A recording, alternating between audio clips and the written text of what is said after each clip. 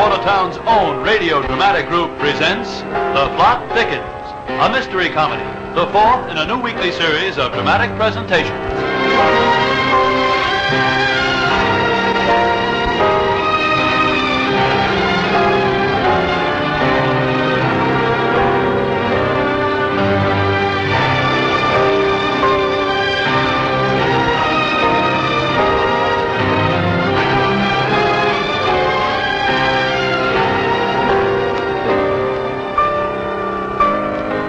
Good evening, everyone. This is Vern Wonderoff welcoming you to the fourth program in this new series of radio plays by the Studio Players Guild.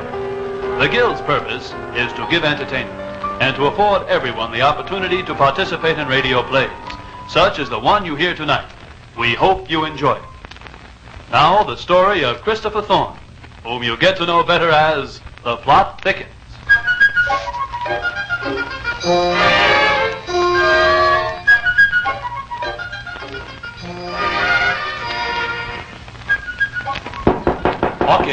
Hawkins, are you up? Why, yes, Mr. Chris, sir. Just a moment, sir. Now, don't bother getting out of bed, Hawkins. I've brought your breakfast. You've brought mine, sir? Yes, here. Put this napkin under your chin. That's right. And stop looking pop-eyed. Very good, sir. If you say so, sir. But this is most irregular. Most. Well, that's just what I want it to be. Yes, I need a change, Hawkins. I've been up all night trying to think of a murder. A murder? I do hope you haven't picked on me, sir. Stop being facetious, Hawkins. You know very well I mean a murder for one of my mystery stories. Oh, imagine it, Hawkins. The great Christopher Thorne can't think of a plot. I'm going crazy. Yes, sir. Well, you needn't agree quite so wholeheartedly. No, sir. And why are you staring at those boiled eggs? You're supposed to eat them. They are a trifle runny, sir. Don't you think this has gone far enough? Perhaps if I were to get up and prepare your breakfast as usual... Oh, all right, then, if you insist.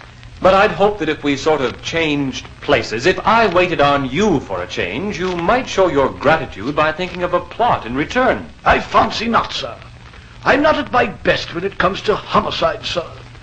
Now, if it were a love story you were writing, very possibly I might be of some assistance. A love story? Oh, Hawkins, what do you know about love? More than you'd imagine, sir. It was in an English garden, sir. Yes, go on. Well, there's not much more to it, sir. She married a baker. Seemed to prefer him to me, sir.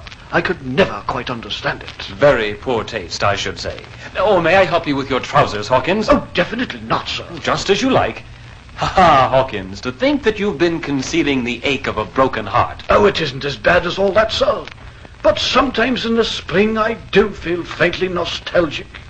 There's something about the air. Don't you ever feel it, sir? No, Hawkins, I don't have the time. You should make time, sir. A man needs a bit of love in his life. Now, don't try to sell me on moonlight and roses, when what I need is blood and cadavers, shrieks in the night. There's the telephone, sir. Do you wish to take it in here? Yes, see who it is. Mr. Christopher Thorne's apartment. I'll see if he's in, sir. Are you in, sir? Who is it? Mr. Julian Marshall, your publisher, sir. It's most urgent, he says, sir. Oh, he would. Well, give it to me. Hello, Marshall. Yes, if you're calling about my next mystery story, it's as yet unborn. Yes, I know it's serious. You're worried. What do you think I am? Of course I'm trying. What do you think gives me this haggard look? Well, if we had television, you'd see it. Well, something's gone wrong. I just can't think of a thing, I tell you. Yes, I'll let you know as soon as I get an idea. Yes. Goodbye. I take it he's upset, sir. Of course he is. He makes money off my books. So do I. Besides, in trying times like these, the public needs my sort of stuff more than ever. And here I am with my head as empty as a vacuum tube. My mind's gone dry. Hawkins, what am I going to do? Might I suggest a change of scene, sir? A frolic in the country? No, Hawkins.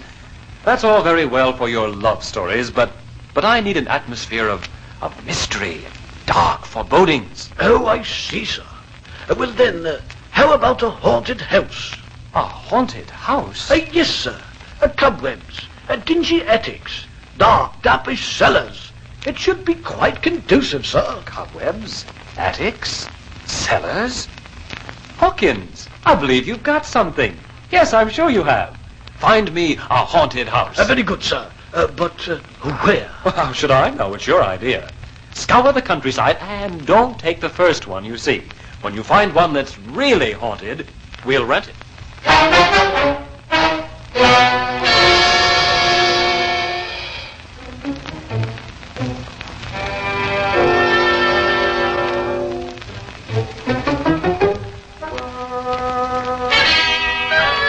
Well, sir, now that you've seen the place, do you fancy it will serve the purpose? Yes, Hawkins, I think you've done very well. Thank you, sir. If this house isn't haunted, some ghost has certainly missed a good bet for a happy home. Do you think you'll like living in the country, Hawkins? I rather look forward to it for a time, sir. Ah, then that settles it. Bring on the owner and tell him we'll sign up. Very good, sir. But it isn't a he, sir. It isn't a he. But Hawkins... Let me explain, sir. Mr. Hudson is the owner, but my dealings have been with his daughter, Miss Janet. She seems to take care of things. I see. Then the young lady coming up the path wouldn't be Miss Janet, would it, Hawkins? Yes, sir. Well. Very decorative. I thought so, sir. But I didn't expect you'd have time to notice. Might I remind you, sir, that you are here for the purpose of writing mystery stories? Your insinuating remarks are quite uncalled for, Hawkins. Now let's get this business over with so that I can try and get to work. Very good, sir. Good afternoon, miss. Hello, Hawkins. And you must be Christopher Thorne. I'm Janet Hudson. It's indeed a pleasure, Miss Hudson. Do you like the house? Oh, yes. Hawkins has just made up my mind to take it. Oh, I'm so glad. I rather thought being a writer you might like it. It is picturesque. Yes, indeed. And do you introduce us to the ghosts, or do we just have to wait for them? Ghosts? What do you mean? Well, the house is haunted, isn't it? Certainly not. But, Hawkins, didn't you tell me? Yes, sir. I talked to numbers of the townsfolk, and they all assured me that it was haunted. Very definitely, sir. That's a lot of talk, Mr. Thorne. It makes me so angry. Just because it's over 100 years old, everyone thinks it must be haunted. But it isn't. Well, that's too bad. What? I say it's too bad. I'm sorry, but I'm afraid we won't be able to rent your house. Mr. Thorne, I don't understand. You see, I need atmosphere for my writing. What we wanted was a haunted house. Oh, I see. Well, Mr. Thorne, maybe I shouldn't have denied those rumors so emphatically, but I didn't know. And oh, Mr. Thorne, we do need to rent the place so badly that I... Yes, I understand. Well, then there are a few wispy inhabitants. Why, yes, a number of peculiar things have happened. It's been going on ever since my great-grandfather was murdered in the next room there. You don't mean it. Oh, yes. One morning he was found sitting at the table and his head was cut off and it was on the table in front of him and they say the head was still talking. Really, miss? Yes, and the voice from poor old Grandpa Hudson is what people claim to have heard. I see. Will there be a reduction in the rent for sharing our home with poor old Grandpa?